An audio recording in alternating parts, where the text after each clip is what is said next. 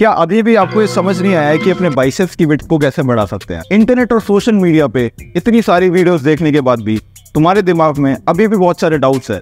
तो अगर आज की इस वीडियो को तुम बिना स्किप करे एंड तक देख लेते हो तो आई गारंटी यू इस वीडियो के एंड तक तुम्हारे पास बड़े बाइसेप्स बनाने का एक चीट कोड होगा। इस वीडियो के अंदर एक बहुत ही कंट्रोवर्शियल स्टेटमेंट भी है जो बहुत सारे फिटनेस इन्फ्लुएंसर्स को अच्छी नहीं लगेगी and obviously science based lifters को तो बिल्कुल अच्छी नहीं लगेगी, लेकिन इस चीज ने मेरे बाइसेप्स को बड़ा करने के लिए एक बहुत बड़ा रोल प्ले किया। इस ट्रिक ने मेरे को एक मैच स्टिक वाले आर्म से एक पॉपॉय आर्म्स देने में बहुत बड़ा रोल प्ले करा है। सो बिना टाइम वेस्ट करे मैं तुम लोगों को आज बाइसेप की एनाटॉमी एक्सप्लेन कर देता हूँ। देखो, तो जब भी मैं एक टर्म यूज करता हूँ बाइसेप, सो इसके नाम की स्टार्टिंग के 2 लेटर्स से हमें पता लगता है कि हम 2 चीजों की बात कर रहे हैं।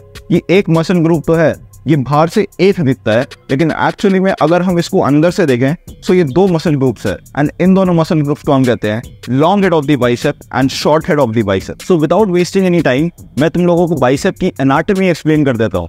सो बेसिकली ये मेरे आर्म्स है, तो मैं तुम लोगों को एक्सप्लेन करता हूँ कि हमारे बाइसेप्स तो 2 मसल ग्रुप्स में डिवाइडेड हैं जिनको हम कहते हैं long head and short head. वो एक्चुअली में किधर प्लेस्ड है। सो ये मेरे आर्म्स का साइड व्यू है एंड जब मैं अपने बाइसेप्स को कॉन्ट्रैक्ट करता हूँ एंड फ्लेक्स करता हूँ, सो जो outer portion of my bicep है this is called the long head of the bicep. And वहीं पर जब मैं ऐसे खड़ा होता हूँ एंड मेरे बाइसेप्स का ये पोर्शन दिखता है, यानी कि इनवर्ड्स पोर्शन दिखता है एंड इसको मैं फ्लेक्स करता हूँ, तो ये होता है मेरा short head of the bicep. So this was the anatomy of bicep. अब हम बढ़ते हैं अपनी वीडियो में आगे।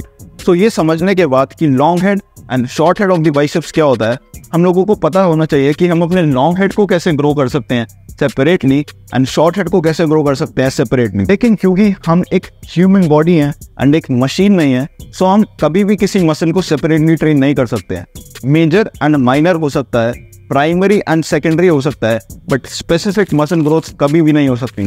फॉर एग्जाम्पल मेरे को मेरी चेस्ट ग्रो करनी है, सो ऑब्वियसली मेरे को मेरे शोल्डर्स एंड ट्राइसेप्स में स्ट्रेंथ चाहिए ही चाहिए होगी। सिमिलरली अगर मेरे को मेरी बैक ग्रो करनी है तो मेरे को मेरे full movements for example my forearms and my biceps strong करने ही करने होंगे। अगर मैं अपने long head of the bicep को ट्रेन कर रहा हूँ तो इसका मतलब ये नहीं है कि मेरा short head of the bicep बिल्कुल भी एंगेज नहीं होगा।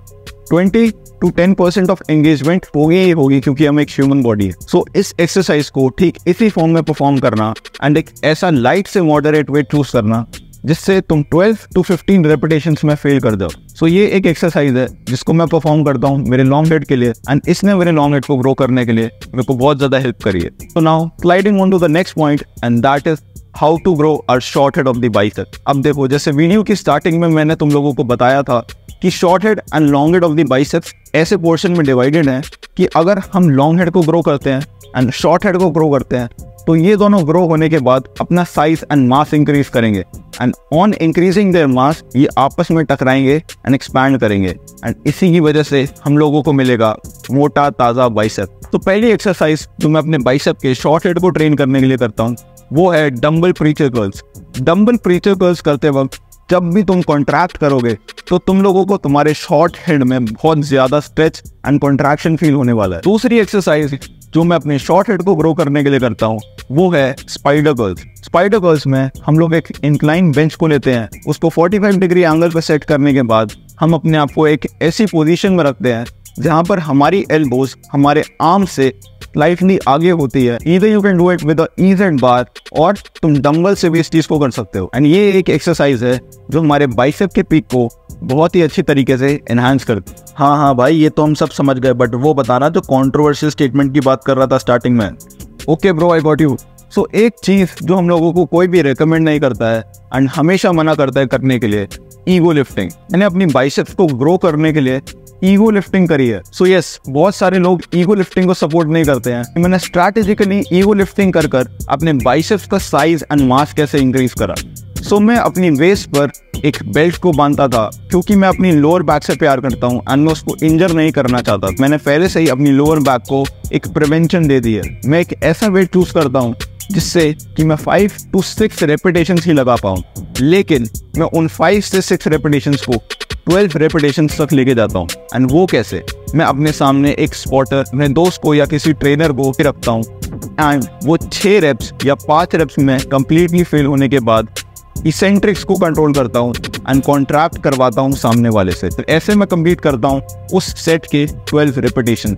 इस टेक्निक ने मेरे बाइसेप्स को ग्रो करने के लिए बहुत ज़्यादा हेल्प करी है। अगर तुम बारबेल कर्ल्स को इस तरीके से परफॉर्म करोगे तो आई गारंटी यू कि तुम लोगों का बाइसेप्स भी ग्रो करेगा। वार्निंग, ये वीडियो किसी भी बिगिनर के लिए नहीं है, ये सिर्फ एडवांस या इंटरमीडिएट टू एडवांस एथलीट के लिए ही है। So I hope you like the video. अगर तुम लोगों को वीडियो पसंद आई है तो इस वीडियो को लाइक करना। अगर तुम लोगों को मेरे को सपोर्ट करना है तो मेरे चैनल को सब्सक्राइब करना एंड कमेंट कर जो भी तुम्हारे सवाल एंड डाउट्स है वो कमेंट करना, मैं उनका डेफिनेटली जवाब दूंगा। Thanks for watching, bye.